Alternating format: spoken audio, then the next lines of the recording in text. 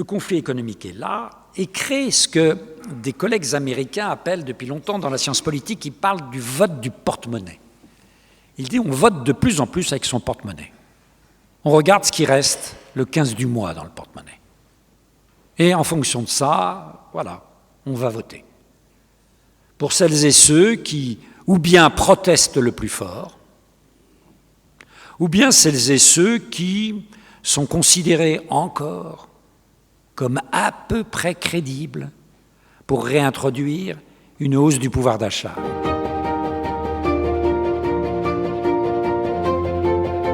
Notre démocratie est, au mieux questionnée, au pire en danger. Cette démocratie à laquelle nous sommes tous attachés, nous-mêmes, les générations de nos parents, bien sûr, qui se sont souvent battus pour la défendre, et les générations de nos enfants qui se disent que peut-être, demain, ce ne sont pas des régimes démocratiques qui seront ceux au sein desquels ils vivront, mais peut-être des régimes autoritaires. Et déjà, le processus est à l'œuvre. Vous voyez bien comment, dans d'anciennes démocraties, des tendances, pour l'instant, autoritaires sont à l'œuvre. J'enseigne 2 mois par an aux États-Unis, j'en reviens. Et en effet, ça fait 20 ans que j'y vais pour enseigner. Et c'est la première fois dans l'avion, en rentrant, que je me dis, certes, les États-Unis sont encore une démocratie, mais comme disent les Américains, de plus en plus une démocratie illibérale. Une démocratie dans laquelle des tendances autoritaires, dans la vie quotidienne, sont à l'œuvre. Il faut espérer que le processus n'ira pas plus loin et même s'inversera. Parce que, on le voit bien aux États-Unis, les gens ont peur. Pour l'instant, c'est la peur qui s'installe. Mais il faut espérer que, ça n'ira pas plus loin et que les entrepreneurs politiques de peur, qui sont extrêmement nombreux aujourd'hui, demain n'utiliseront pas ces peurs pour installer des régimes qui sont des régimes totalitaires. Et les régimes totalitaires, qu'ils aient été de gauche ou de droite, ce sont toujours des régimes qui fonctionnent avec la peur, sur la peur. Le principal ressort de ces régimes, c'est la peur, c'est d'avoir face à eux des citoyens qui ont peur. Alors aujourd'hui, je vais m'efforcer de cibler l'analyse sur le cas français, sur notre démocratie telle que nous la connaissons en France, et telle qu'elle s'est installée ou réinstallée sous une modalité particulière, qui est le régime de la Ve République que nous connaissons depuis 1958. Ce régime est désarçonné aujourd'hui par la crise. Alors, d'abord, il faut relativiser. Ça n'est pas la première fois que notre régime démocratique est soumis à la crise. En 1958, lorsque le régime s'installe, il y avait une crise majeure. Il y avait même des menaces, à partir de ce qui se passait en Algérie, de prise du pouvoir par l'armée. Donc c'était une crise et une tension majeure. Et c'est la Quatrième République finissante, incapable de résoudre ce problème de la décolonisation, au fond, particulièrement en Algérie, qui s'est tourné dans un mouvement de panique, un peu, vers la figure tutélaire du général de Gaulle, qui a dit, voilà, moi je veux bien tenter de régler la crise, mais à condition qu'on change d'institution, qu'on passe d'une démocratie qu'il considérait comme un peu impuissante à une démocratie plus efficace, entre guillemets, celle de la Ve République. Mais nous avons connu une deuxième crise très importante, c'était 1968, bien sûr, une révolte étudiante. Moi j'avais 18 ans en 68, donc je m'en souviens très bien, une révolte étudiante qui, peu à peu, a débouché sur une révolte sociale et sur une crise sociale de première ampleur, et une difficulté, là aussi, à sortir de la crise. Ça s'était fini par quoi? Par la dissolution. Le général de Gaulle avait dissous l'Assemblée nationale et avait dit aux Français, vous allez décider de m'envoyer ou bien une chambre qui me soutiendra, ou bien une chambre qui en finira avec moi. Et les Français avaient choisi, à l'époque, de soutenir massivement le général de Gaulle. Ça n'a pas empêché qu'un an plus tard, sur un référendum, le général de Gaulle décide de partir, alors qu'il n'était pas obligé. Nous avons connu, encore plus récemment, une troisième crise d'ampleur. C'était la crise des Gilets jaunes. Un mouvement qui démarre, où tout le monde se dit « mais c'est pas très grave, cette affaire ». Des gens qui protestaient contre des mesures qui étaient considérées comme attentatoires sur le prix du fioul, sur le passage de routes départementales de 90 à 80 km/h. Vous voyez, au départ, on se disait « mais tout ça n'est pas très grave ». Et puis, ça a dégénéré en une crise sociale majeure, puisque fin 2018, quand le président revient de rencontres internationales en Argentine, il découvre un Paris qui était mis à sac par les Gilets jaunes. Et il ne trouvera que cette innovation qui a été le grand débat national pour en sortir et pour se remettre en selle avec la fragilité que l'on sait quand on regarde la popularité aujourd'hui du président de la République qui est en train de battre les records d'impopularité d'un président sous la Ve. Donc, voilà. Il y a eu déjà des crises, la Ve s'en est sortie. C'est pour ça qu'il vaut mieux parler de crise politique que de crise institutionnelle. Je crois profondément que la Ve République est un régime résilient, que ce régime, en dépit des difficultés majeures, a la capacité à s'en sortir. On n'a pas besoin de changer une fois de plus, on en a suffisamment changé comme ça de République. Le péché mignon de la France, c'était dès qu'il y avait un problème, on changeait de République. 19e siècle, c'est ça, et au 20e siècle, la 3e, Vichy, la 4e, la 5e, ça va, quoi. Ça va. Il y a d'autres pays qui connaissent des crises. Les États-Unis ont toujours la même constitution depuis la fin du 18e. Voilà. Nous, on avait cette manie, royauté, empire, république, changement de république, retour de la royauté, retour de l'empire, etc. Bon, voilà. Je veux dire, il faut avoir une attitude un peu plus mature. Nous pouvons avoir des régimes qui tiennent la route et qui peuvent affronter la difficulté. Et nous verrons si l'actuel Premier ministre, si vous avez écouté attentivement, c'est un homme économe de ses mots. Mais on reproche tellement aux politiques de parler à tort et à travers, on n'est jamais content, quoi. Même quand on a un Premier ministre économe de ses mots, on dit « ah, il ne parle pas assez ». D'accord, bon. Alors, il faut savoir, est-ce qu'il parle trop, pas assez? Là, il est en train d'essayer de négocier dans une situation qui est une situation inextricable politiquement. Et il propose de se priver, c'est très important, d'une arme essentielle de la Ve République, qui est le fameux article 49 alinéa 3. Personne ne connaissait ce machin, sauf que quelques étudiants de droit constitutionnel. Maintenant, tous les Français à peu près connaissent l'article 49 alinéa 3, qui est là, qui avait été inventé en 1958 pour forcer sa majorité. Parce que Michel Debré, qui était l'homme qui avait inventé, au fond largement, la Constitution de 1958, Michel Debré se disait très souvent, on est menacé avant tout par ses amis. Le danger, ça vient des coalitions qui sont au pouvoir, qui se fragilisent sans cesse, parce qu'on préfère la division au compromis, la division à l'unité. Bon. Et pour lutter contre ce travers, il avait inventé cet article 49 alinéa 3 pour dire, écoutez, si vous n'êtes pas d'accord, moi je vais vous mettre d'accord. Je vais engager ma responsabilité et on verra si vous avez le courage de me faire tomber ou non. C'est ça l'article 49 alinéa 3. C'est un pouvoir de chantage sur sa majorité pour dire, écoutez, est-ce que vos divisions sont aussi graves qu'elles nécessitent de faire tomber le gouvernement? Pendant longtemps, on a dit non. Maintenant, on dit davantage oui à la destruction.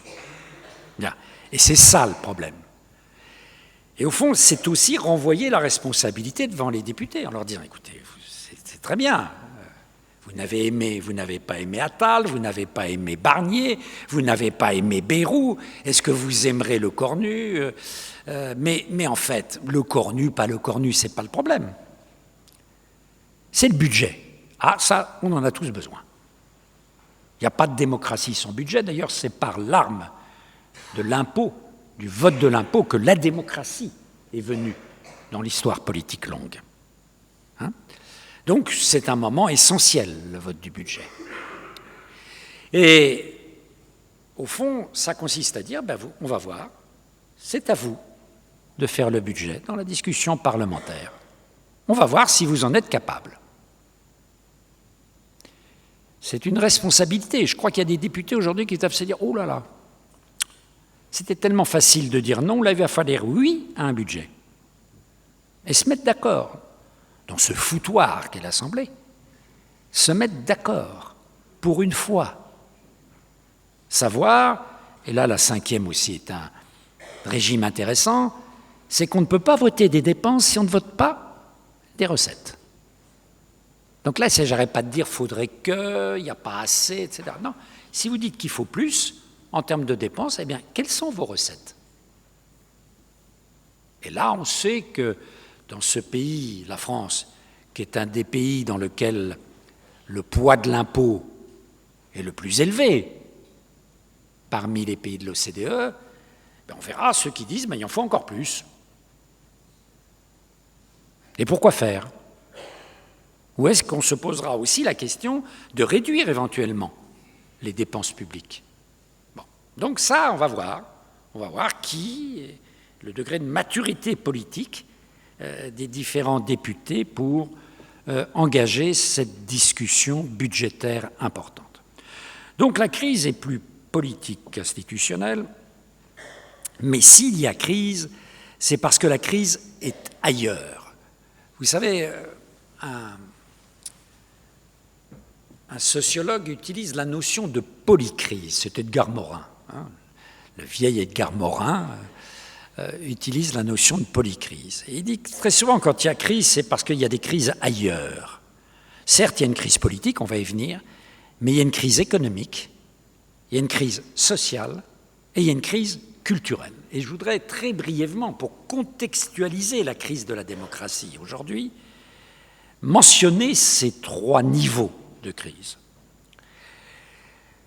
La crise économique, nous sommes en berne de croissance.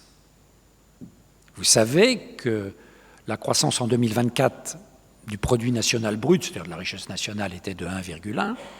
Là, je regardais avant de venir, l'INSEE, l'Institut national de la statistique, lié au ministère de l'économie, prévoit que nous aurons une croissance de 0,8-0,9% en 2025.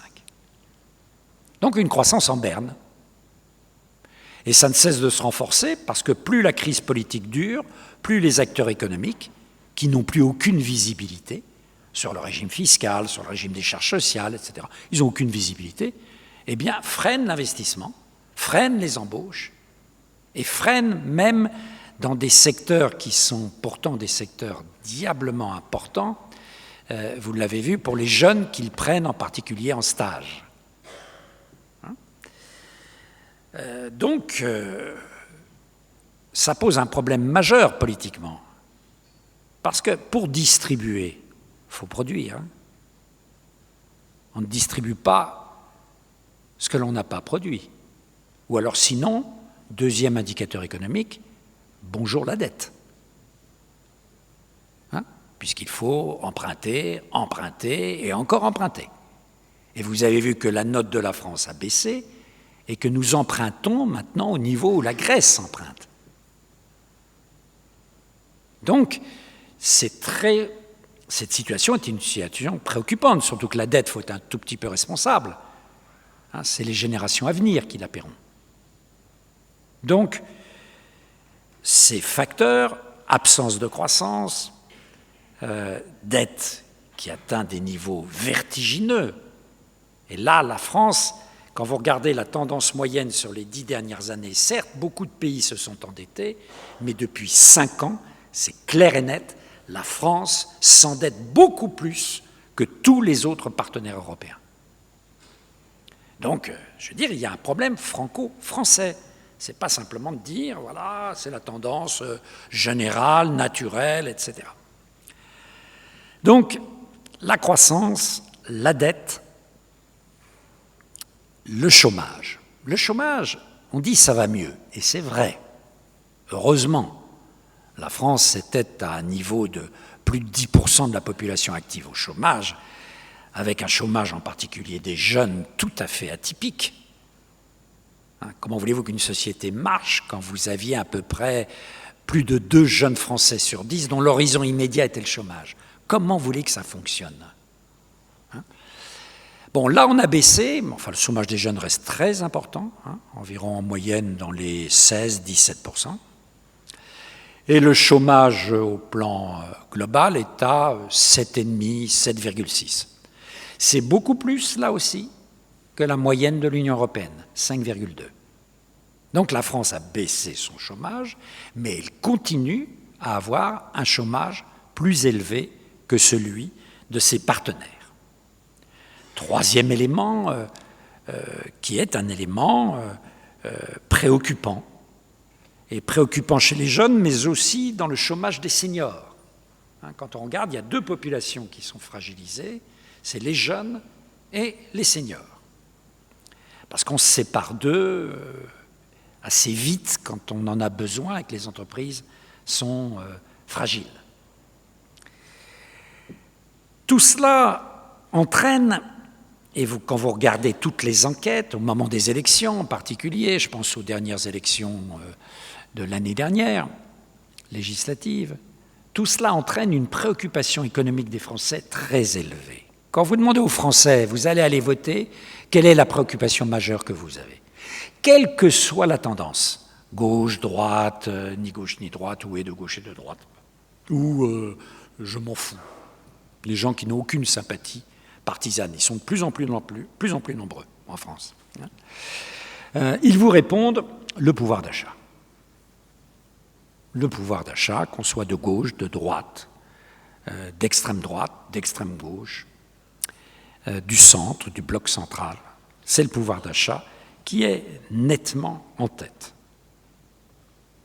Devant la question de l'insécurité et, plus derrière, mais à un niveau élevé maintenant, la question de l'immigration. Donc la question économique, on le voit bien, est très, très importante.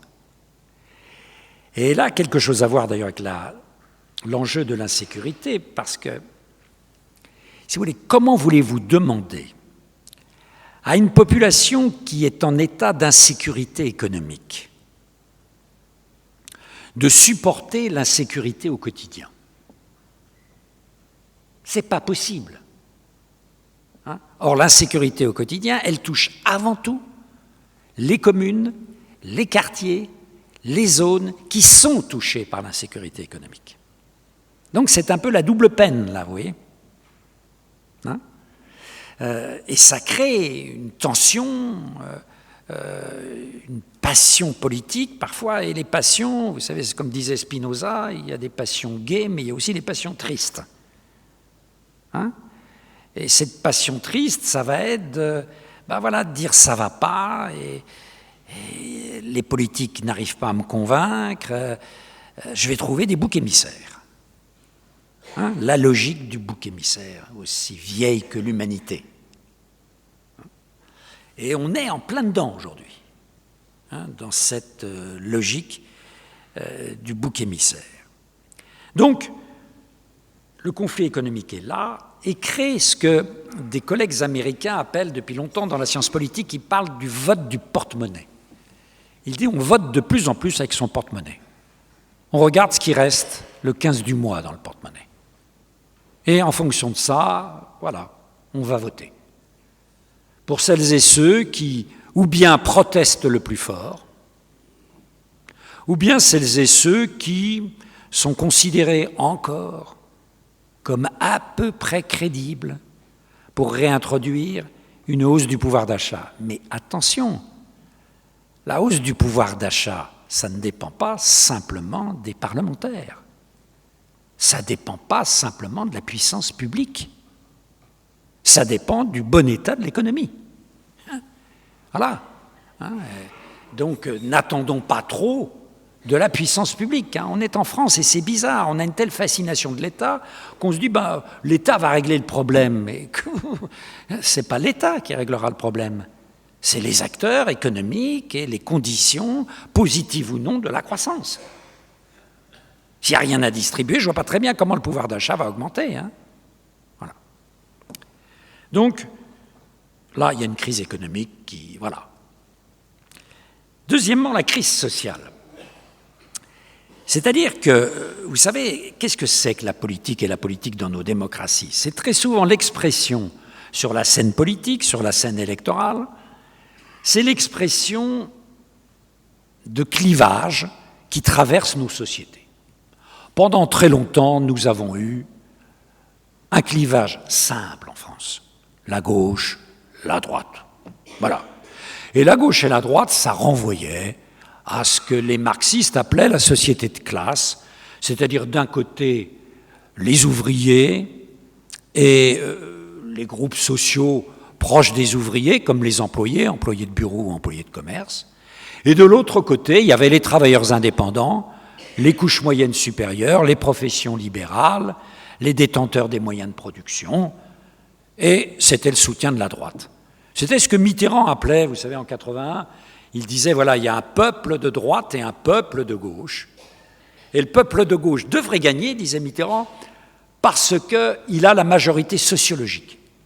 C'est-à-dire, il disait, voilà, il y a plus d'ouvriers et d'employés qu'il y a de travailleurs indépendants, de paysans, de professions libérales, de cadres supérieurs, etc.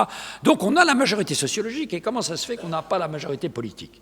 Et en 80, son grand discours du 10 mai, c'est il dit, voilà, la majorité sociologique a rencontré la majorité politique, donc à la limite, la gauche est là pour une éternité. C'est un peu plus compliqué que ça.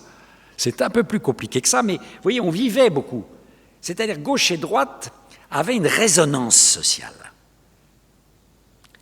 Et ça donnait un sens au combat politique.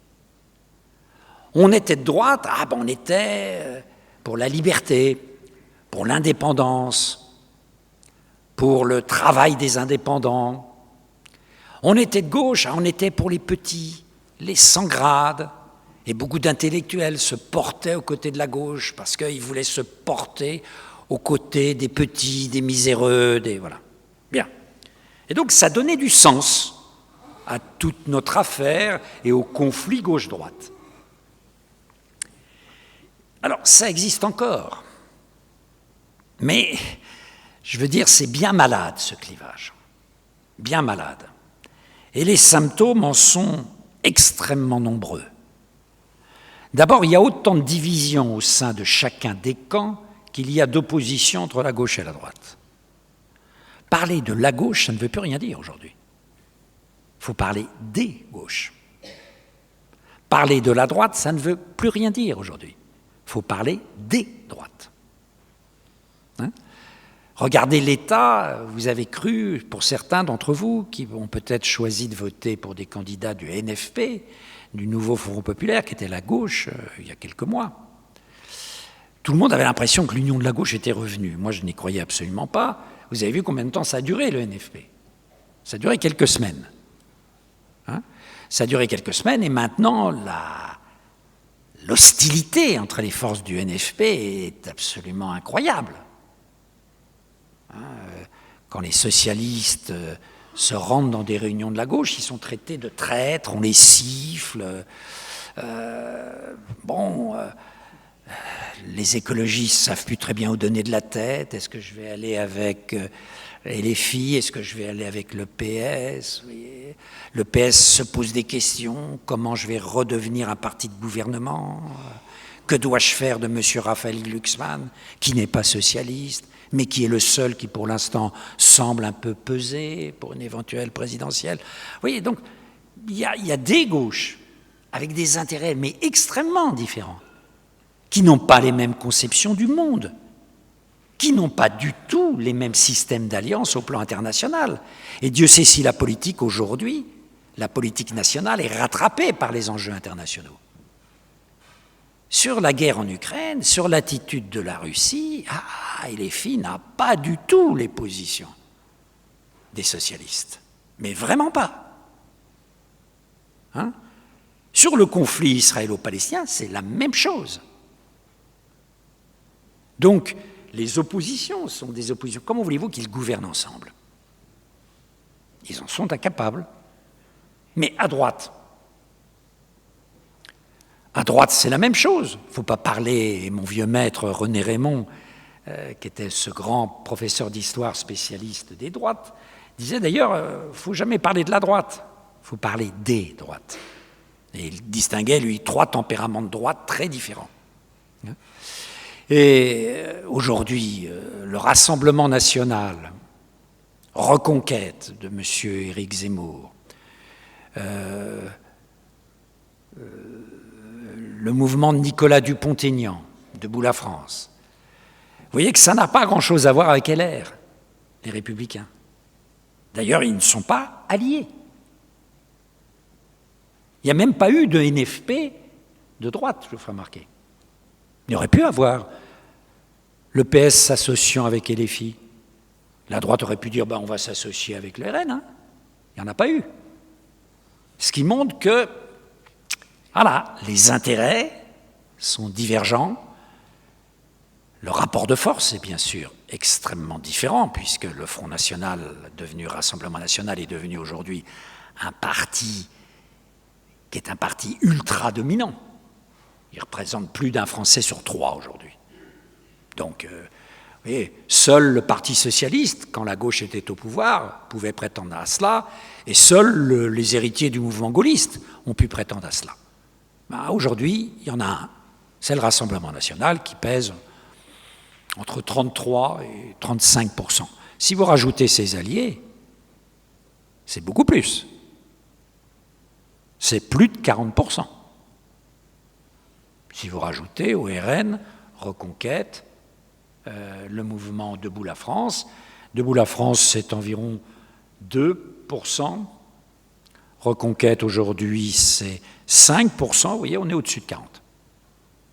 Dès le premier tour. Donc, la bipolarité sociale qui sous-tendait la bipolarité gauche-droite a éclaté.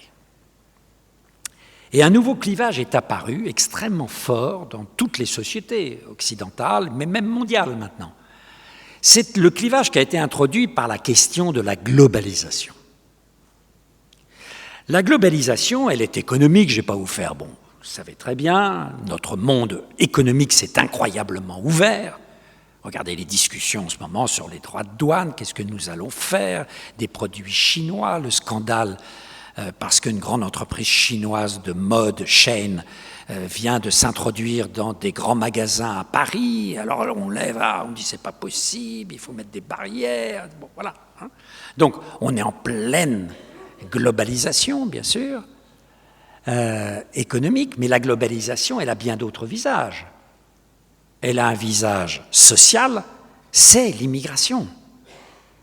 Pourquoi l'immigration est devenue un tel enjeu ? C'est parce que l'immigré, particulièrement lorsqu'il est clandestin, c'est la figure, pour les gens qui ont du mal à comprendre ces mécanismes de la globalisation, c'est la figure de l'ouverture de nos sociétés. C'est l'homme qui, même sans papier, peut franchir les frontières. Donc c'est le symbole, c'est l'incarnation du monde ouvert. Vous voyez ? Celui qui, hop, passe les frontières. Moi, j'enseigne à Sciences Po Menton, vous voyez, à la frontière italienne, où on a un site d'enseignement. Donc je connais bien ces problématiques. Ça a changé parce que, voilà, on a fermé, on a réintroduit des contrôles à la frontière, mais c'était absolument incroyable. Menton était littéralement... il y avait des cohortes de Tunisiens, de Maliens dans les rues, etc., jusqu'à ce que ça suscite, en effet, des réactions de la population extrêmement vives. Et que surtout, la question des mineurs étrangers devienne un problème dramatique. Il faut savoir que pour beaucoup, si vous voulez, de départements qui ont en charge l'aide aux mineurs, vous avez des tas de mineurs, très souvent sans papier, et on a l'obligation, les départements ont l'obligation de financer leur logement. Et pour des départements comme les Alpes-Maritimes et les Hautes-Alpes c'est un petit budget, mais c'est dramatique. C'est-à-dire toute l'aide sociale y passe.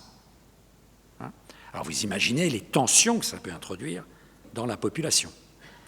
Bon là, le Gard, c'est pas la même chose, voilà. Mais les problématiques ne sont pas complètement différentes. Donc ce clivage, cette question a suscité un clivage entre celles et ceux qui disent, au fond, la globalisation, ça a un coût, mais ça a plus d'avantages que d'inconvénients. Voilà, nos enfants peuvent circuler dans le système universitaire, on a des produits moins chers, l'acier qui vient d'Inde ou les pneus qui viennent de Chine, ça nous permet de remplacer nos 4 pneus sans avoir des coûts excessivement élevés, etc. Bien. Donc il y a plus d'avantages que... Puis c'est un monde ouvert, c'est sympathique, ça circule, etc. Et puis il y a celles et ceux qui disent les coûts sont plus élevés que les avantages. Donc il faut donner un coup d'arrêt. Il faut se protéger. Protéger économiquement, protectionnisme économique. Regardez Trump et les droits de douane. La protection devient vertigineuse. Se protéger également socialement, position anti-immigrée, pour se protéger contre les flux, et refuser toute forme d'internationalisation politique. C'est-à-dire refuser la continuation de l'Union européenne et de son élargissement, et refuser tout ce qui est gouvernance supranationale. Le G20, le G7, c'est très nombreux aujourd'hui. Le FMI, il y a plein d'instruments de gouvernance, l'OMC, il y a plein d'instruments de gouvernance supranationale dont nous dépendons. Donc ça, c'est un nouveau clivage. Et ça traverse la gauche comme la droite. Il y a des gens de gauche qui sont pour la fermeture, des gens de gauche qui sont pour l'ouverture. Il y a des gens de droite qui sont pour la fermeture, des gens de gauche qui sont des gens de droite qui sont pour l'ouverture. Et la France se divise en deux là-dessus. Regardez Maastricht, à peu près 50-50. Regardez 2005, 55-45. La France se divise en deux. Et le non à chaque fois à l'Europe, c'est pas un non de gauche ou un non de droite. C'est un non et de gauche et de droite. Et dans les urnes, qu'est-ce que vous avez? Vous avez la convergence des électeurs du Rassemblement national et des électeurs de la France insoumise, qui se retrouvent dans les urnes, et du PC éventuellement, qui se retrouvent dans les urnes pour dire non. Bien. Vous voyez qu'on est très loin, très très loin du conflit gauche-droite. Et dans le UI se retrouvent qui?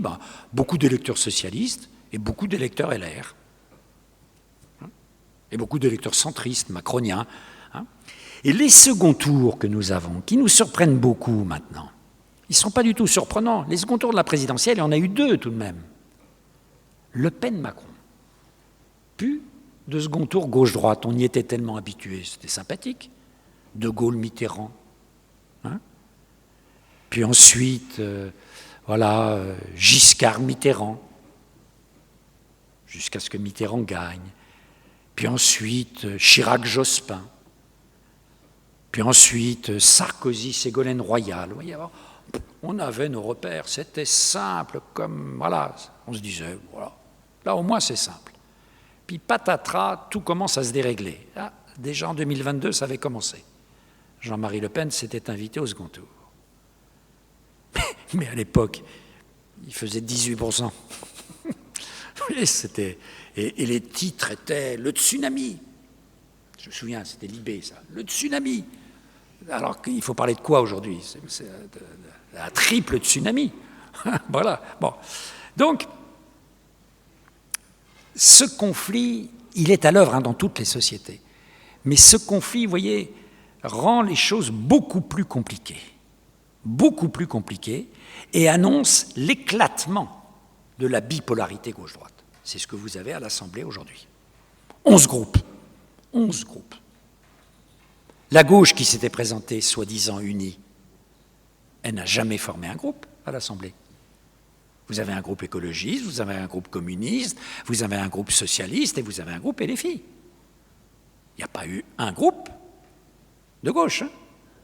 Voilà. Donc tout est éclaté. Hein. Tout est littéralement éclaté. D'autre part, au plan social, se passent il y a des choses qui sont des courants de fond. Pendant longtemps, nous avions socialement l'impression d'appartenir, pas simplement à la nation France, mais aussi à des ensembles sociaux. On était paysans, voilà, on appartenait à cette communauté fière d'elle-même. Aujourd'hui, c'est une communauté en pleine dépression, la communauté paysanne. Les ouvriers avaient un sentiment de fierté ouvrière.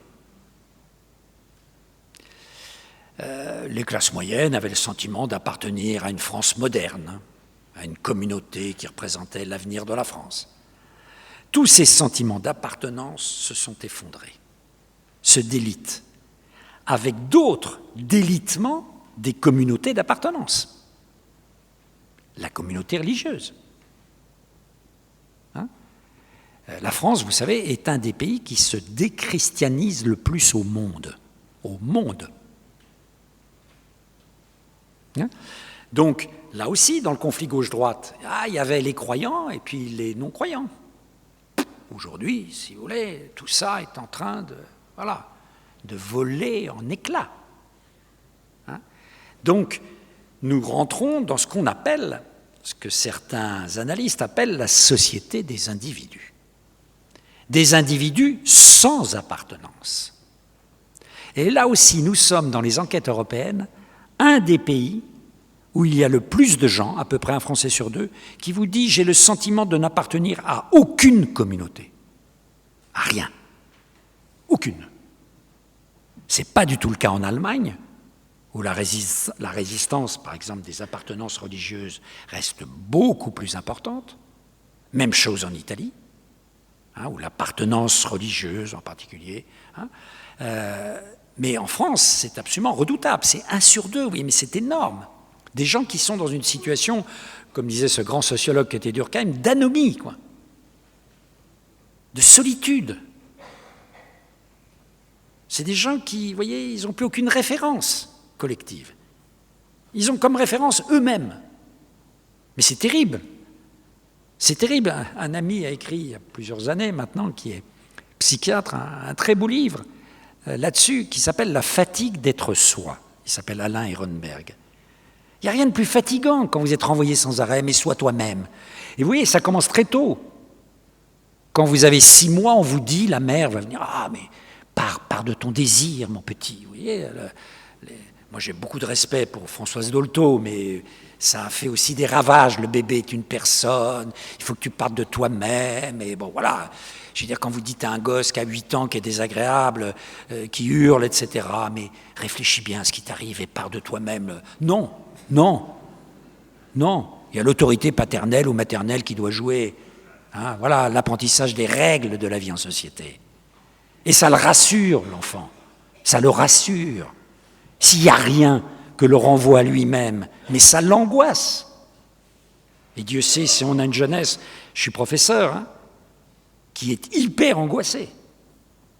Parce que justement, il y a une perte des repères depuis longtemps qui est à l'œuvre. Hein. Et donc une société où, en effet, on n'a plus d'identification forte. Et la nature sociale ayant horreur du vide, qu'est-ce qui se passe? C'est que des communautés bricolées prennent la place, ou des communautés dures. Alors je m'explique. Des communautés bricolées, ça va être, moi, ce qui me passionne, c'est le patin à roulettes. Alors maintenant, c'est très amusant, si vous êtes à Paris de temps en temps, le soir, vous avez des cortèges, mais c'est impressionnant, de 300 patineurs, encadrés, bien sûr, par des ambulances de la Croix-Rouge, avec un service d'ordre, et les gens, en effet, une fois tous les 15 jours, vont patiner dans Paris. Et le patinage devient, voilà, je suis un patineur. Je suis un patineur. Vous avez comme ça de multiples communautés entièrement bricolées. Ou alors, ce sont des communautés dures, c'est-à-dire des communautés non choisies et dont on se dit c'est des communautés même héritées. On se définit par le genre. Voilà. De plus en plus. Je reviens des États-Unis, je vous assure que ce n'est pas simple. Je fais l'appel dans mon université, ça m'est arrivé encore, et moi, on m'a appris à dire monsieur et madame. Je ne tutoie pas les étudiants. Je suis leur maître, leur professeur. Ils n'ont pas à me tutoyer, moi je n'ai pas à les tutoyer. Alors aux États-Unis, il n'y a pas de problème. Mais il y a des problèmes d'appartenance de genre. Et là encore, à un moment, je dis monsieur James Hayward. Je dis, ah bon, c'est vous? Il me dit, mais qu'est-ce qui vous permet, monsieur, de m'appeler monsieur? J'ai un peu l'habitude. Je lui dis, écoutez, excusez-moi, mais voilà, sur les listes, vous apparaissez comme monsieur et James. Je me suis dit, ça doit être monsieur. Mais il me dit, je ne suis ni monsieur ni madame. Je lui dis, écoutez, voilà, en effet, je suis en évolution de genre. Bon, très bien.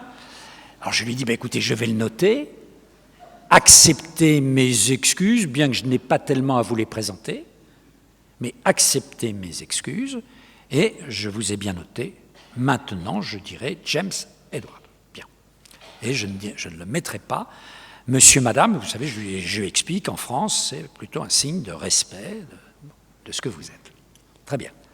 Donc, les communautés, vous voyez, regardez le durcissement aujourd'hui, en particulier dans la jeunesse, des communautés de genre, qui deviennent extrêmement compliquées, et qui ont une vision et une visibilité même dans l'espace public.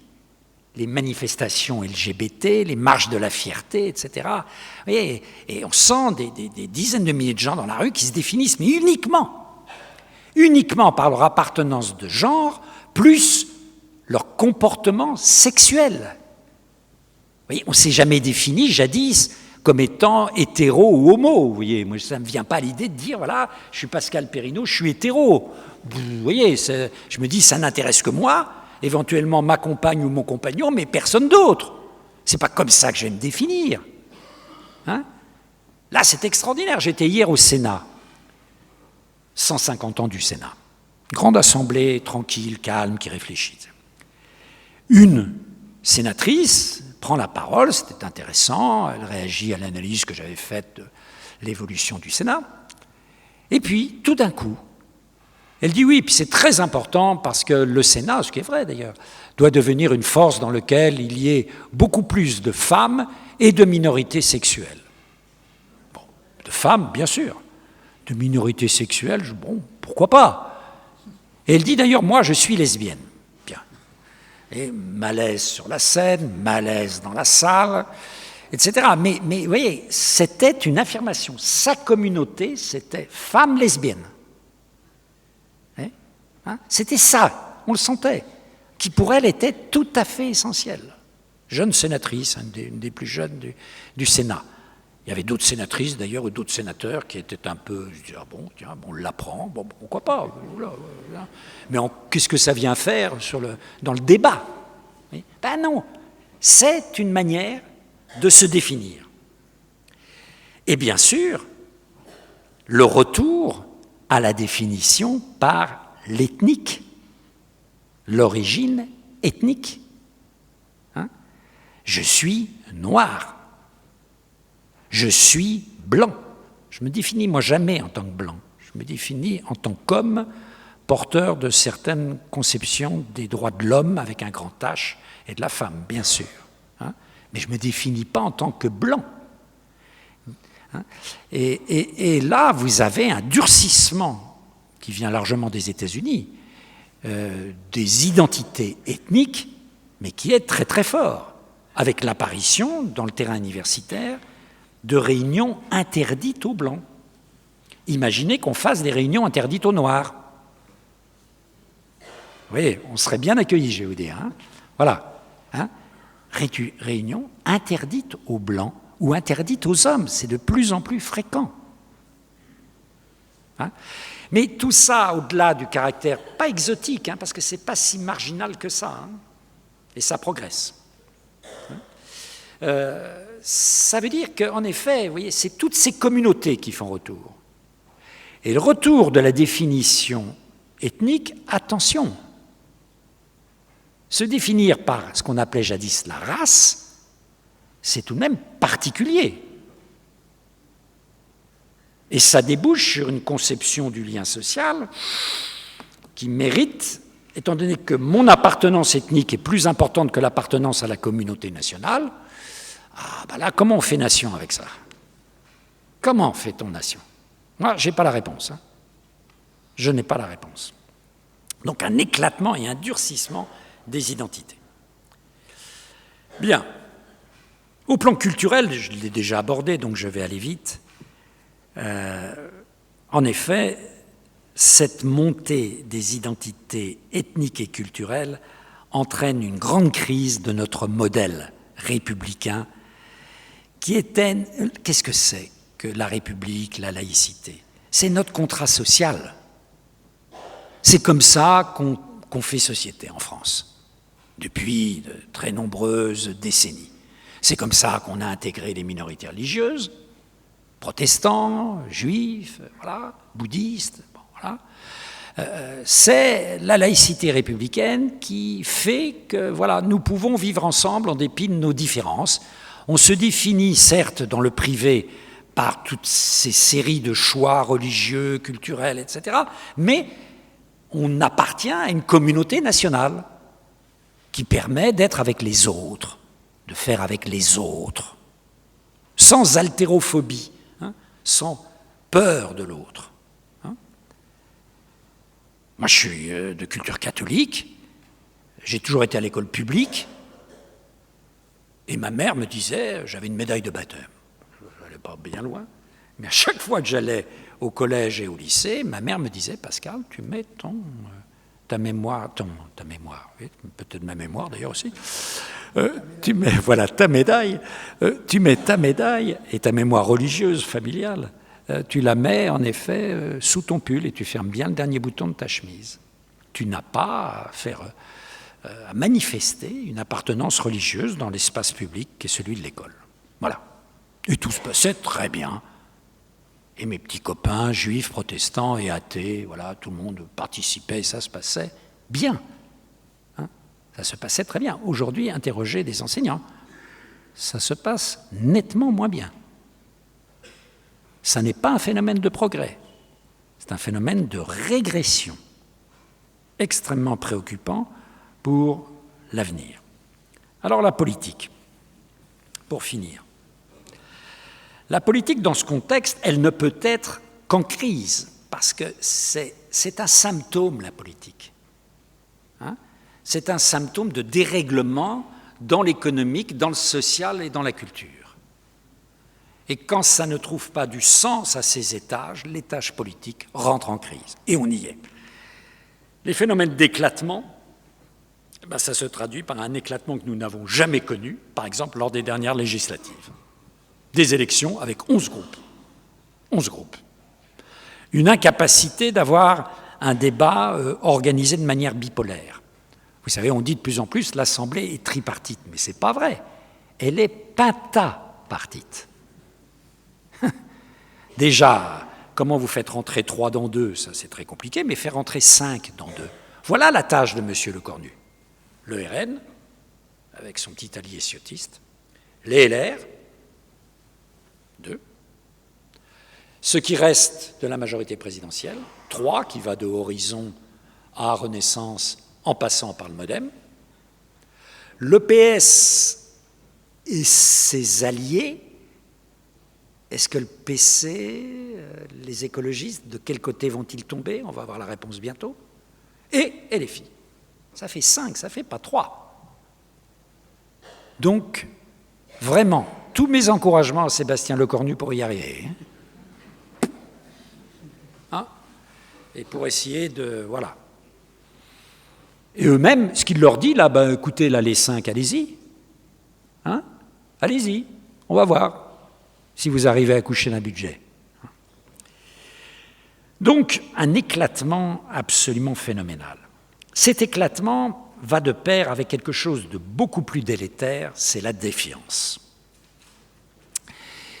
La défiance politique, j'avais créé il y a 15 ans maintenant un baromètre de la confiance politique que l'on fait toujours à Sciences Po, au CEVIPOF, qui est le laboratoire que j'avais dirigé pendant une vingtaine d'années. Et on mesure la confiance dans tous ces états, de la confiance non politique jusqu'à la confiance politique. Et la France est vraiment, beaucoup plus que les autres sociétés, une société de défiance phénoménale. La défiance en France, mais c'est quelque chose de redoutable, quoi. C'est un poison, parce que ça commence très tôt. On ne se méfie pas de la famille, encore, c'est à peu près le seul qui tient. Et encore, il y a des conflits générationnels majeurs. Hein. Bon. Mais enfin, ça commence aux voisins. Regardez l'état des rapports de voisinage dans de nombreuses communautés françaises. La religion du mur. Je reviens des États-Unis, mais moi je suis complètement désocialisé. Aux États-Unis, il n'y a pas de mur. Vous avez toutes les maisons, il n'y a aucun mur. Hein. Aucun mur. J'étais dans une petite ville là près de l'université où je travaillais pendant 2 mois, aucun mur. Mais ça se passe bien. Hein. Vous arrivez en France, les tribunaux sont encombrés de conflits sur la hauteur du mur, le mur qui a été construit, non, ça va là, c'est 50 cm trop long, 30 cm trop haut, etc. On passe tout de même un temps à ce genre de sottise qui est peut-être pas tout à fait raisonnable, mais qui est très révélateur d'un état d'esprit, la défiance vis-à-vis de l'autre. L'autre religieux, l'autre dans l'espace, l'autre du fait de sa couleur de peau, de ses mœurs, de ses opinions, voilà. Donc une société de défiance incroyable. Quand il y a une société de défiance, il n'y a pas de corps intermédiaires. Et ça, c'est tout de même... Non, je vous en prie. Ça fait un peu d'animation musicale, c'est parfait. Nous avons une société qui est tout de même très particulière, parce que dans de multiples pays, il y a, entre les citoyens que nous sommes et le pouvoir, de multiples corps intermédiaires. Dans de multiples pays, il suffit de faire quelques centaines de kilomètres, vous allez en Espagne, il y a des régions. Vous allez en Italie, il y a les régions. Vous allez en Allemagne, il y a les Länder. Vous allez en Grande-Bretagne, il y a les régions. Le phénomène régional est très important en Grande-Bretagne maintenant, avec les lois de dévolution. Hein, très important.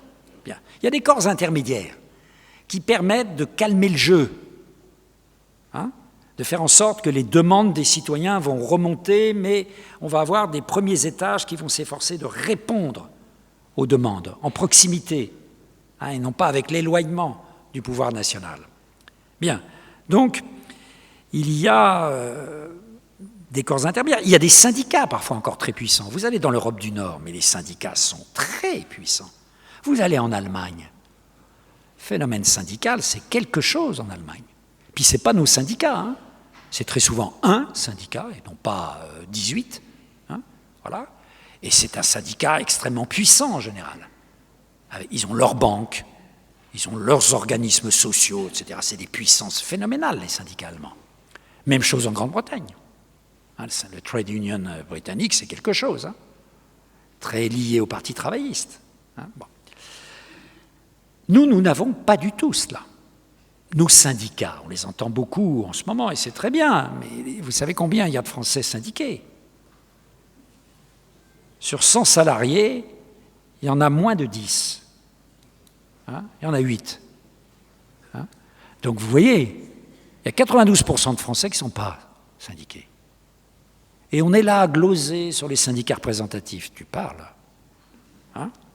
Bon, voilà. Heureusement qu'ils sont là, tout de même, parce qu'on le voit là en ce moment. Hein, d'ailleurs, le Premier ministre a commencé beaucoup, après avoir sécurisé sa majorité, à recevoir les syndicats. Parce qu'il s'est dit quoi? Il se dit au moins les syndicats, c'est plus représentatif que les partis. Parce que alors, les partis ne représentent rien. 1% de la population électorale adhère à un parti en France. Vous vous rendez compte? Alors là, c'est 99% qui n'adhèrent à rien. Donc les partis, c'est des gros clubs, quoi.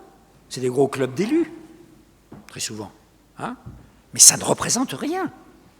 Donc quand vous voulez, vous êtes en fonction de responsabilité, vous voulez savoir ce qui se passe dans le pays, ben, vous pouvez aller à Uzès, voir les gens, etc.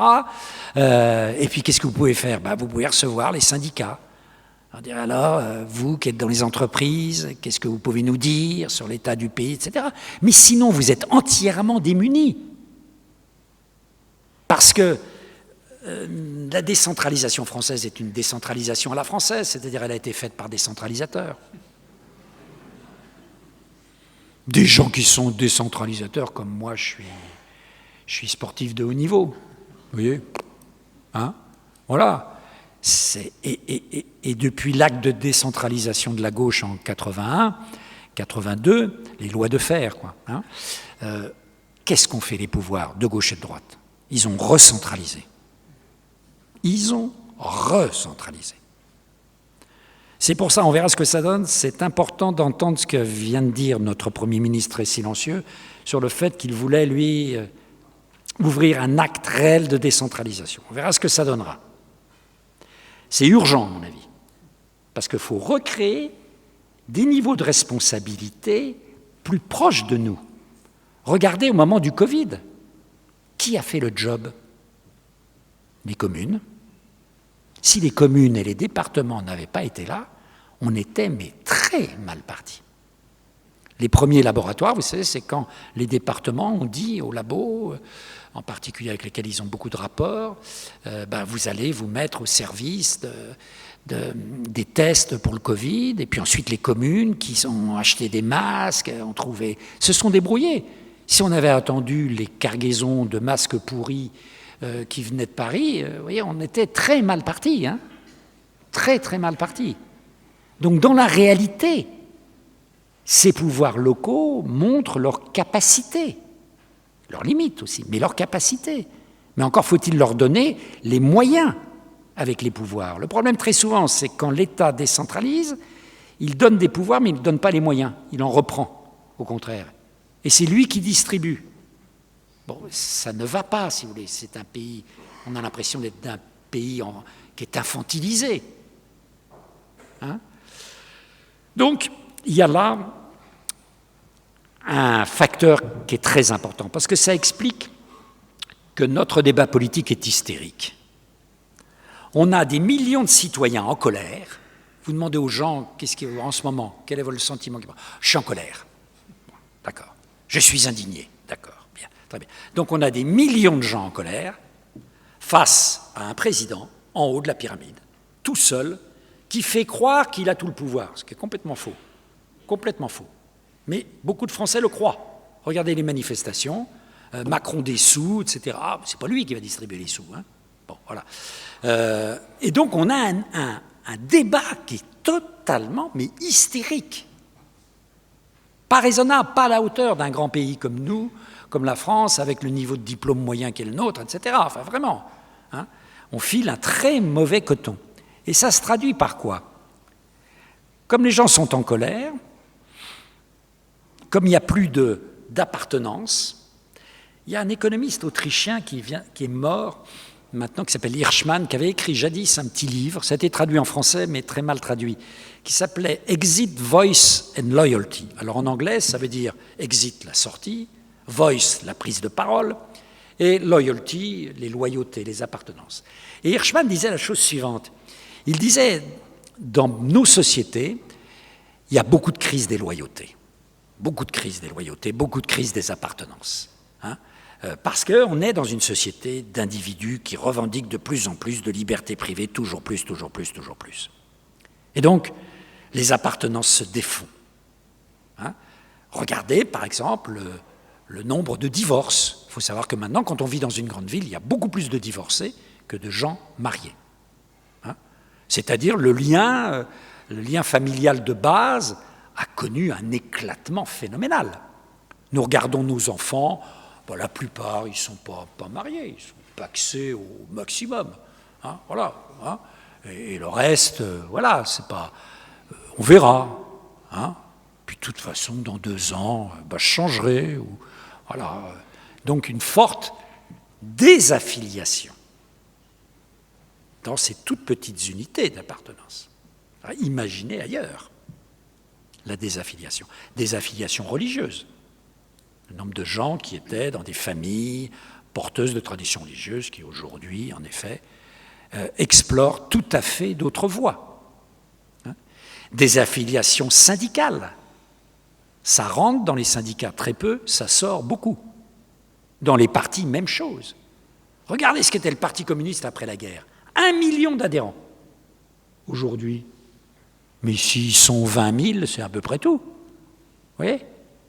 Ce sont des nains, les partis. Les écologistes, c'est 8 000. Vous voyez, les gens parlent, Marine Tondelier.